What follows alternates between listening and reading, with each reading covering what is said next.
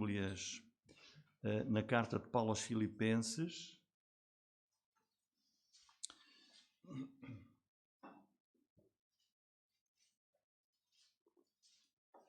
Hoje vamos falar sobre o tema de hoje, do trecho que vamos ler é a prática da paz. Página 1280. 1280 é carta de Paulo aos Filipenses. Estamos já no último capítulo 4, e vamos para os versículos 4 até 9, que diz: regozijai-vos sempre no Senhor. Outra vez digo, regozijai-vos. Seja a vossa equidade notória a todos os homens. Perto está o Senhor. Não estejais inquietos por coisa alguma.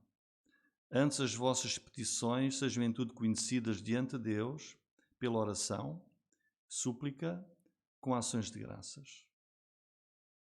E a paz de Deus, que excede todo o entendimento, guardará os vossos corações e os vossos pensamentos em Cristo Jesus. Quanto ao mais, irmãos, tudo o que é verdadeiro, tudo o que é honesto, tudo o que é justo, tudo o que é puro, tudo o que é amável, tudo o que é de boa fama, se há alguma virtude e se há algum louvor, nisso pensai.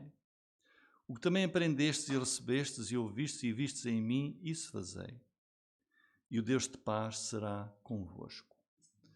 Então, o tema da nossa mensagem hoje, como nós dissemos quando começámos a estudar este livro aos Filipenses, cujo tema central é a alegria na vida cristã, que é uma carta adequada ao tempo que nós estamos a viver. Este tempo quando começámos, ainda a pandemia estava com mais vigor, guerra, dificuldades na vida. Portanto, é uma carta apropriada para o tempo que nós vivemos. E agora, hoje, fala-se da paz. Este livro da Carta aos Filipenses não é um livro evangelístico, como é, por exemplo, o Evangelho de João, que nós estamos a estudar, e também quase a terminar. Esta carta é um livro prático. É uma carta que leva ao desenvolvimento da nossa vida cristã, ao nosso desenvolvimento e crescimento como crentes. E nesta secção de hoje, Paulo vai tratar da prática da prática da paz nas nossas vidas. Ele começa aqui por nos dar, versículo 4, ele começa por nos dar aquilo que nos leva à paz. Todos nós queremos paz na nossa vida, no nosso coração, na nossa família, no mundo. E Paulo vai-nos aqui mostrar, e começa por mostrar os pré-requisitos para essa paz. O primeiro deles é a alegria. Uma vez mais, ele fala aqui da alegria. Nós iremos ver aqui 4 pré-requisitos para a paz. Ou seja, o que é que contribui em nós, da parte de Deus, para a paz. E o primeiro desses pré-requisitos para a paz diz aqui, a alegria. Ele diz, versículo 4, regozijai-vos. É uma alegria, não é apenas alegria, é uma alegria imensa. Regozijai-vos sempre no Senhor. Outra vez digo, regozijai-vos. E não esquecer que Paulo estava a escrever esta carta de Roma 12 anos depois de ter fundado esta igreja, e está a escrever preso. Está numa prisão, embora esteja numa casa, mas está preso a um soldado romano sistematicamente. Portanto, a situação dele não era fácil. E os presos romanos não é como hoje. Eles tinham que se sustentar a si mesmos. É por isso que ele aqui fala, e já agradeceu, aquilo que ia recebendo de apoio das igrejas.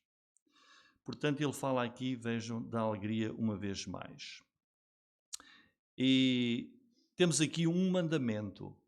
É um mandamento para toda a congregação, para toda a igreja, está no plural, regozijai-vos, vós, ele está a escrever à igreja. E a repetição mostra, fala da importância da alegria. Ele já falou nisto também no capítulo 3, versículo 1. Finalmente, irmãos meus, regozijai-vos no Senhor. Não me aborreço de escrever as mesmas coisas, regozijai-vos. Capítulo 4, versículo 1. Portanto, meus amados e muito queridos irmãos, minha alegria e coroa está assim firmes no Senhor. Vejam, minha alegria, o valor e a importância da alegria. Haja alegria, o que diz o apóstolo, sempre. Quando ele diz sempre, regozijai-vos sempre, quer dizer em todas as coisas. E não é fácil. A nossa vida não tem só coisas agradáveis que nos fazem rir. Tem coisas que são bem complicadas. E Paulo diz, mesmo nessas, regozija-te. Não se trata aqui de um otimismo natural, dizer que os crentes veem sempre o ouro sobre azul, mesmo nas circunstâncias difíceis. A chave para esta alegria está aqui no versículo 1. Qual é? Regozijai-vos no Senhor. Nós conseguimos ter alegria em todas as coisas por causa daquilo que Deus é na nossa vida. É por Ele. Porque humanamente nós não conseguimos. Regozijai-vos no Senhor. É a fé e a confiança no Senhor que torna esta alegria real e verdadeira. Porque é que nós temos alegria em todas as coisas? Podemos ter alegria em todas as coisas porque confiamos que o nosso Deus é onisciente, sabe todas as coisas, está no controle e permite as coisas na nossa vida. E por isso não desfalecemos, mantemos a alegria. Um grande exemplo é Jó. Ele recebeu coisas terríveis na vida dele. Nunca se revoltou contra Deus. Manteve sempre a confiança em Deus. Então temos aqui um mandamento. Regozijai-vos sempre no Senhor. Há aqui um apelo à fé. Para nós podermos ter alegria sempre, é preciso muita confiança, muita fé. Depois prossegue outro pré-requisito para a paz. Porque este texto vai nos encaminhar para o versículo 7. Aí temos o culminar. E a paz de Deus. Ele está a dizer, olha, tem que ser assim, e isto, e isto, e isto, e depois a paz de Deus vai dominar a tua vida. Já chegamos lá. Outra coisa aqui, gentileza. Tem aí, versículo 5, seja a vossa equidade notória a todos os homens, perto está o Senhor. A palavra grega aqui para equidade é uma palavra que tem no seu significado gentileza, ser gentil, ser moderado, ser tolerante. Uma pessoa que não é gentil, moderada e tolerante vai ter pouca paz na vida. Verdade ou mentira? Se não for gentil com as coisas da vida, amável e tolerante, é o que esta palavra quer dizer. É uma palavra grega, epiekes. Ela pode ser, veja, encontrada também em 1 Timóteo 3,3.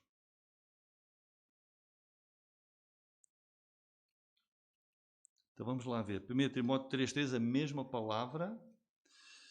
O que é que lá nós lemos? Não dá, está a falar sobre os líderes, não dado ao vinho, não espancador, não cobiçoso de torpe ganância, mas moderado. É a mesma palavra. que aqui diz, seja a vossa equidade, a vossa moderação. Moderado, não contencioso. E agora, Tito 3:2, que está a seguir, diz, Tito 3:2, mesma palavra,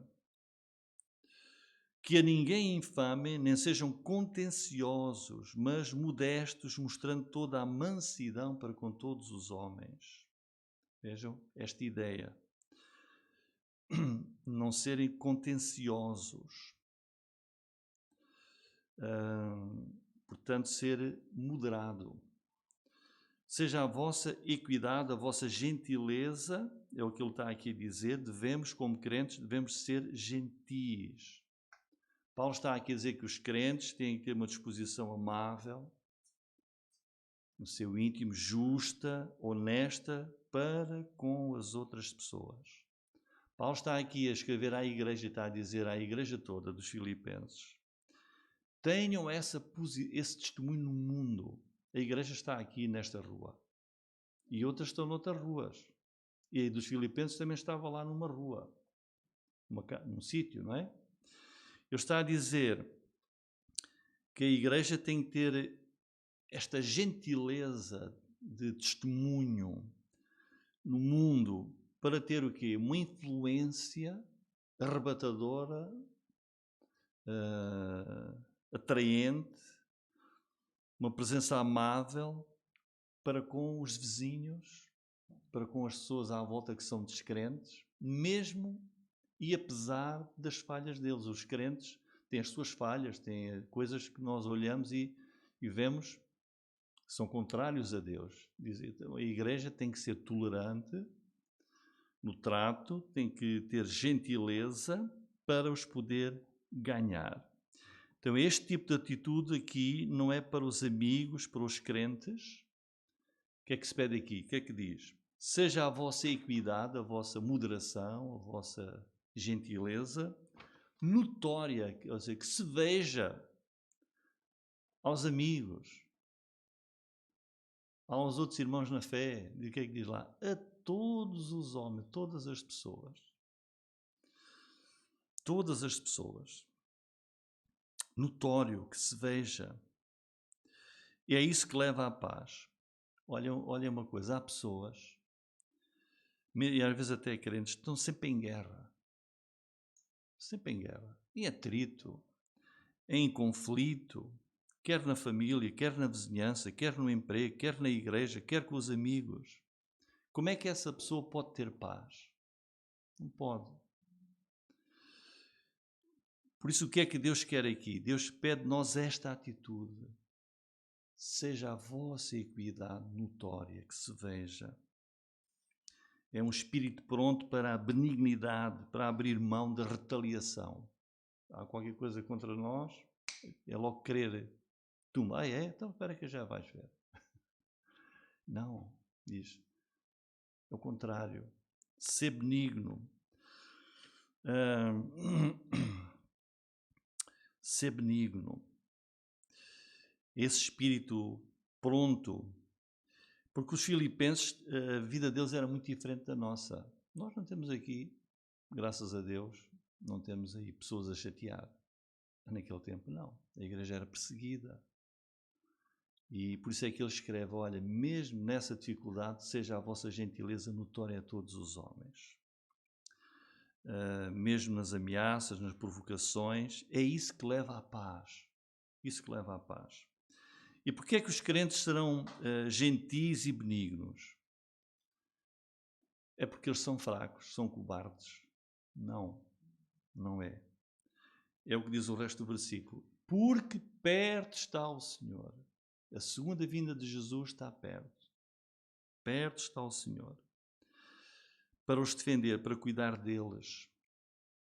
Este perto está o Senhor é o terceiro pré-requisito para a paz. O primeiro é a alegria, gentileza e a consciência da proximidade do Senhor.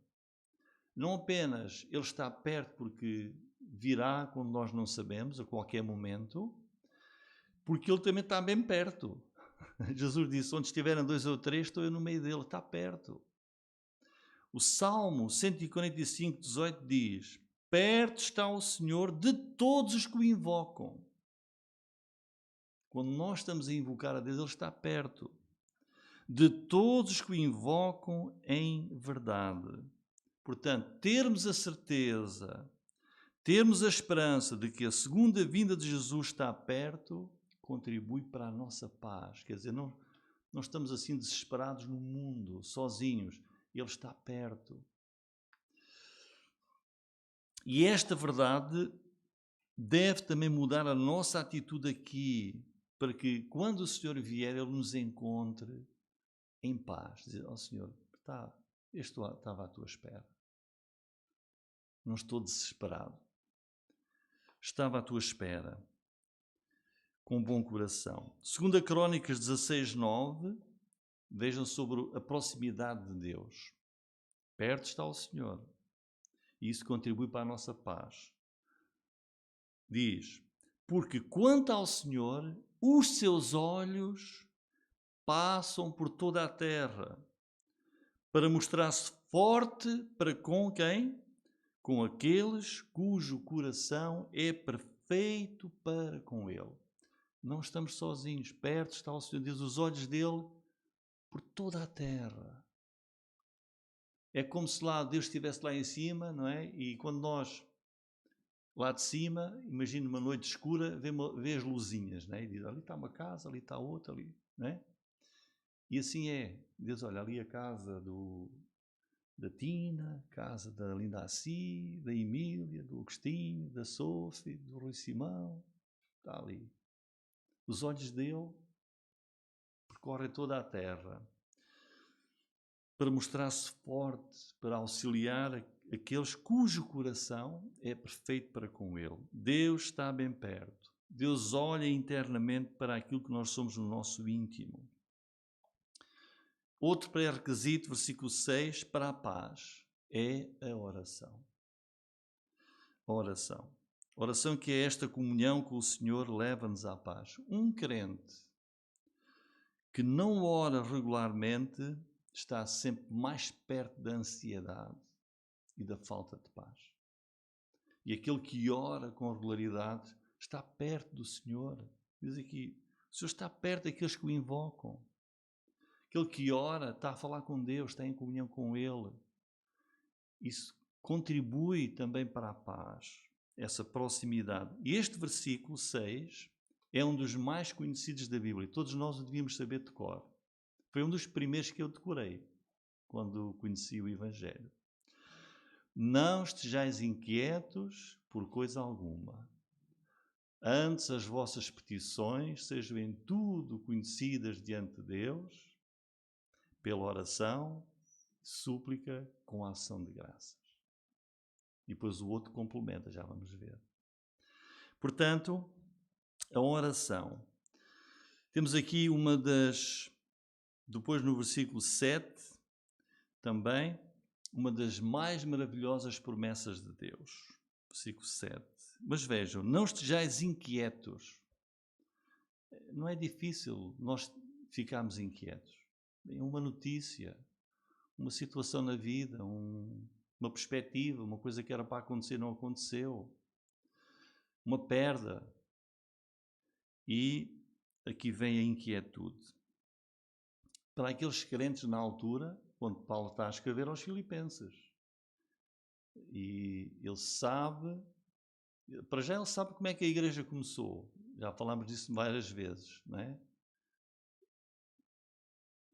Levaram ele e Silas umas chibatadas, foram presos, não é? E foi muito difícil. Ele sabe que a igreja passa por dificuldades. Ele diz, olha, não estejam inquietos. Não estejam inquietos com as ameaças, com os problemas, com dificuldades na vida. É um mandamento. Isto é um mandamento.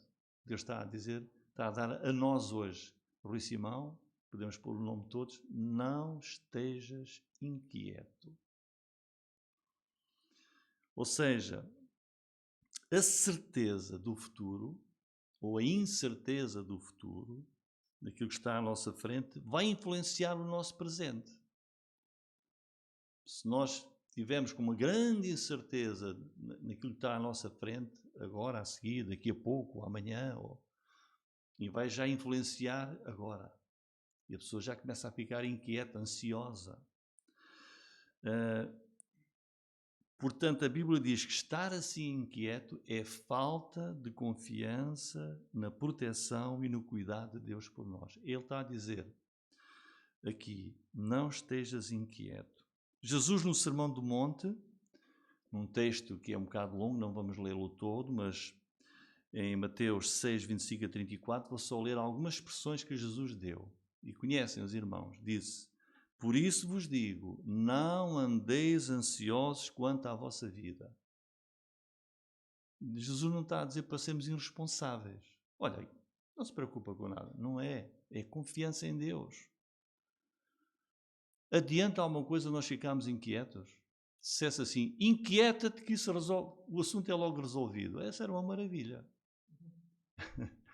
Se ficares ansioso, muito ansioso, resolve-se logo. Não é verdade. Jesus está a dizer, não andeis ansiosos quanto à vossa vida, não andeis, pois, inquietos, diz ele outra vez. E ele explica porquê. De certo, vosso Pai Celestial bem sabe que necessitais de todas estas coisas. Mas buscai primeiro o reino de Deus e a sua justiça, e todas estas coisas vos serão acrescentadas.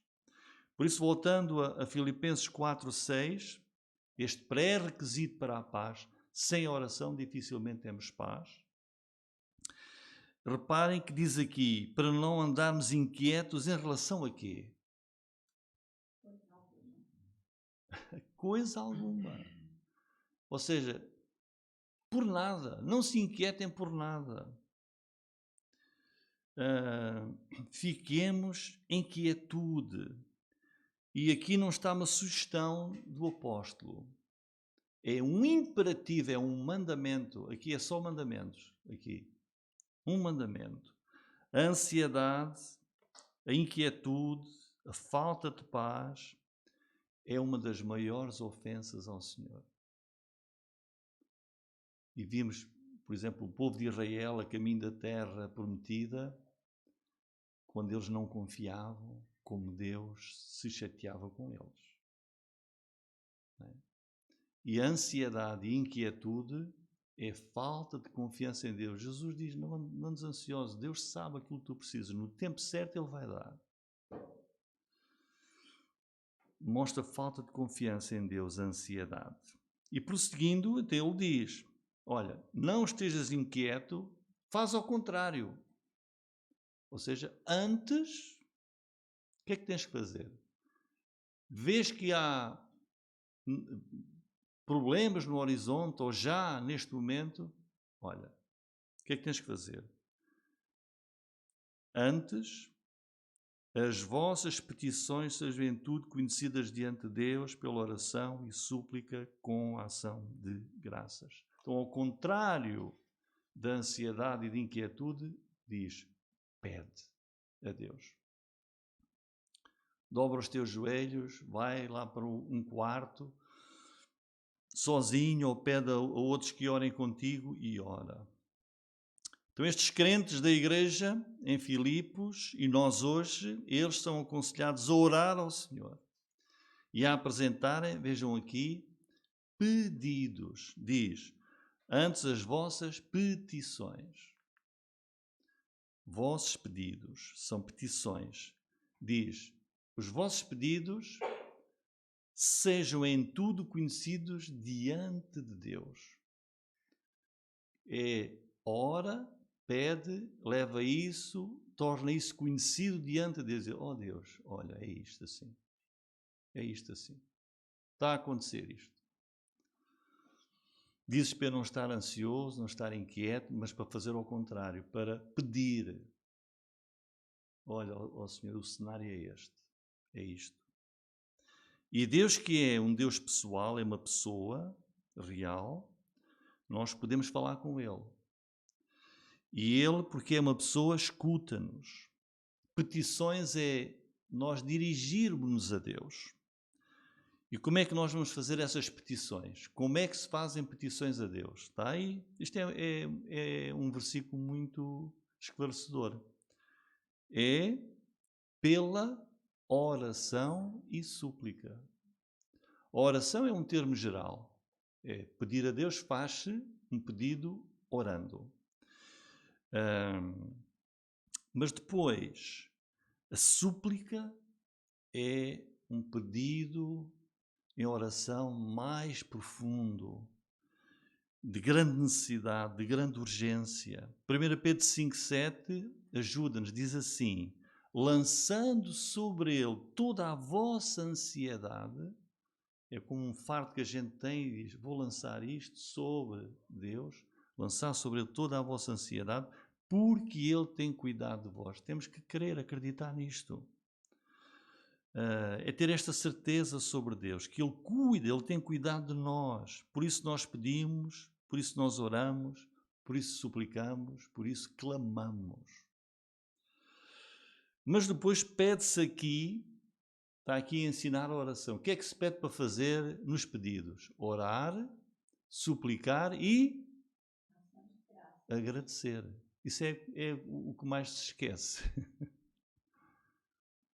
Deus gosta e diz: ora, suplica e agradece logo. Agradece logo. Ação de graças. Em todas as situações da vida, quer as agradáveis, quer as adversas, oremos. E agradecemos, Senhor, e obrigado por aquilo que Tu vais fazer. Porque aquilo que vais fazer é o melhor. Tu és Deus, onisciente. Tu sabes o que está à frente. E eu vou pedir, eu vou suplicar. E agradeço já, Senhor, agradeço já. Porque ouves e vais atender, e aquilo que acontecer é a tua vontade. É a tua vontade. Não nos esquecemos de adicionar isso às nossas orações. Ações de graças.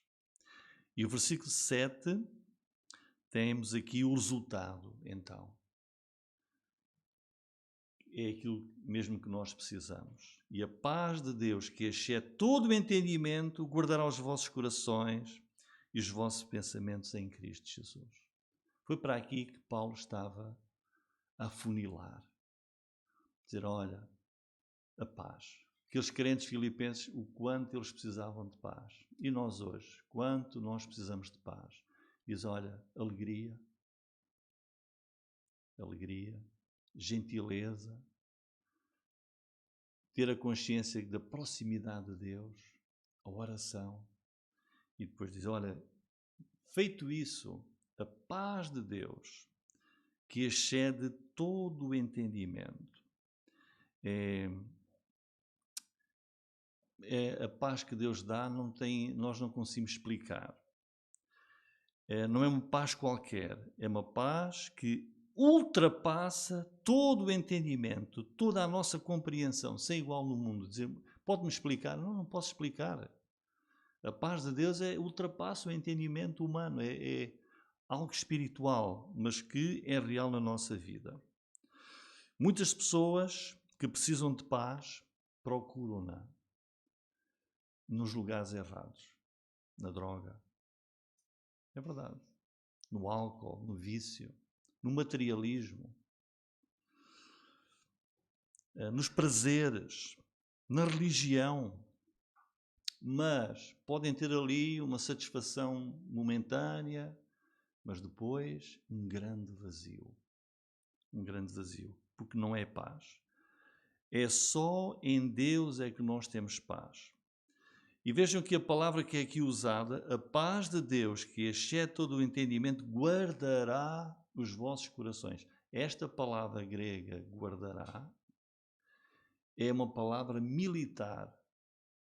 É aquela palavra em que se monta uma guarda para proteger. Uma guarda militar. Portanto, é isso, a paz de Deus protege o nosso coração e os nossos pensamentos. Em Cristo Jesus. Temos aqui o oposto da inquietude, da ansiedade. Deus protege-nos de uma forma incompreensível. E a garantia desta paz não é porque as circunstâncias até vão mudar logo. A garantia está no fim do versículo 7. Em Cristo Jesus. É a paz de Deus que Ele dá, que ultrapassa a nossa compreensão humana, porque é em Cristo, em Jesus Cristo. Temos paz em Jesus e pela pessoa de Jesus Cristo. Portanto, irmãos, façamos petições, pedidos diante de Deus, como lá diz, tornar os nossos pedidos conhecidos diante de Deus, como pela oração, pela súplica, não esquecer de agradecer logo, sempre que oramos, e Deus vai dar-nos a sua paz, que ultrapassa a nossa capacidade de entender. Vai guardar, vai proteger os nossos corações, os nossos pensamentos. É uma promessa de Deus. O que é que temos que fazer? Acreditar. A vida do crente é uma vida de fé. E acreditar nisto também. Depois, chegando próximo do fim, versículo 8 e 9, temos aqui 8 coisas importantes para o nosso crescimento e estabilidade cristã. 8. Ele depois diz, quanto ao mais, irmãos, há aqui como que um jeito de conclusão daquilo que ele esteve aqui a dizer. Ou seja, finalmente, continuando aqui a pensar nesta paz de Deus, o que temos aqui agora neste versículo 8 e 9 ajuda-nos a manter o que é que pode contribuir para melhorar e manter essa paz que Deus nos dá às nossas vidas e corações. Diz, quanto ao mais, irmãos, vamos começar pelo fim do versículo 8. Nisso pensai, diz, olha, então, quanto ao mais, pensem nisto. E isto ajuda, fortalece a paz de Deus no vosso coração. Porque se isto não for real, a paz também se torna difícil. O que é que temos que pensar? Há aqui uma lista. Tudo o que é verdadeiro, o que é que tem que fazer parte, o que é que tem de fazer parte da vida do crente, do coração do crente. Vejam esta lista. O que é que eu tenho que fazer? Como é que eu tenho que fazer? Tudo o que é verdadeiro, tudo aquilo que é verdade. Pensa nisso. Medita, né? Deixa isso habitar no teu coração, as coisas que são verdadeiras. Tudo o que é honesto, quer dizer, tudo o que é respeitável, tudo o que é bom. Pensa nisso. Deixa isso habitar no teu coração. Tudo o que é justo, tudo o que é puro, tudo o que tem a ver com pureza, com santidade, pensa nisso, dia a dia. Continua, tudo o que é amável, pensa nisso. Isso ajuda, contribui para a paz no teu coração. Tudo o que é agradável, tudo o que é bonito, tudo o que é atraente. É uma palavra única no Novo Testamento, esta aqui, amável. A palavra grega é única, só aparece aqui no Novo Testamento. Pensa nisso. Tudo o que é de boa fama, ou seja, de boa reputação, de que se fala bem, tudo o que é respeitável, ele diz, pensa nisso. Medita nessas coisas. Deixa que isso habite o teu coração. E depois ele faz um resumo final, ainda para acrescentar, no versículo 9, diz, olha, e ainda se há, pensa nestas coisas, do versículo 8, mas olha, se ainda há, o fim do versículo 8 ainda, se ainda há alguma virtude, algum louvor ainda, pensa nisso também. Pensa nas coisas que são agradáveis a Deus, que Deus louva, com que Deus se alegra, com que Deus concorda, que isso marca a tua atitude, as tuas ações, os teus pensamentos. Pense nisso, nessas coisas, e isso vai fortalecer a paz, vai mantê-la na tua vida. Eu gostava de fazer aqui uma pergunta, porque o versículo termina nisso, pensai. Deus interessa-se com os nossos pensamentos? É que ele, não é? Perto está o Senhor. Diz, olha, eu interesso-me com o que tu pensas. Pensa nisto. Porquê? Porque estas coisas, aquilo que nós pensamos, tem uma influência muito grande na nossa vida. E vai influenciar, por exemplo, o nosso casamento. É aquilo que nós pensamos. Os nossos relacionamentos com Deus, nosso relacionamento com Ele, o que é que tu pensas? O teu relacionamento com os outros, a tua família, os teus amigos, a tua igreja, enfim, aquilo que ocupa o nosso pensamento tem uma influência grande no nosso relacionamento com Deus e com o mundo à nossa volta. Por isso ele diz, pensa nisso. Quando há pessoas que só pensam em conflito, que são beligerantes, isso vai afetar depois a sua atitude, o seu íntimo. E finalmente, versículo 9, depois desta lista de virtudes, temos uma lista de verbos. Quem escreve é um apóstolo. E o apóstolo é alguém que tem autoridade. A igreja está edificada sob o fundamento dos apóstolos e dos profetas, e Jesus é principal fundamento. E então um apóstolo tem autoridade. E agora o apóstolo Paulo está aqui a dar-se a ele mesmo como um modelo. Vejam. O que também aprendestes, recebestes e ouvistes e vistes em mim, não é fácil. Isso fazei. Olha que é preciso, o apóstolo diz, olha, aprenderam coisas de mim? Façam aquilo que eu vos ensinei. Receberam coisas da minha parte? Façam. Ouviram coisas de mim? Façam isso. Viram coisas, viram o meu viver, aquilo que eu falava, aquilo que eu dizia? Façam como eu. Temos aqui estes verbos. Ele dá-se como um modelo. É impressionante este desafio do apóstolo Paulo. Ele é um modelo que nós podemos imitar. O supremo modelo é Jesus, mas este apóstolo é também um modelo para nós. E ele termina com uma promessa reforçada, que é o tema dele neste trecho. E o Deus de paz será convosco.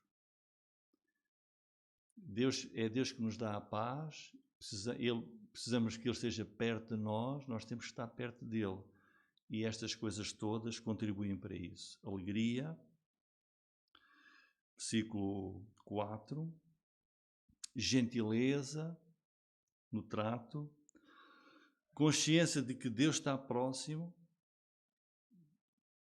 não a oração e depois fazer tudo isto que está aqui. Nós precisamos desta paz e praticando estas coisas, diz ele aqui, isso fazei, isso praticai, temos paz com Deus.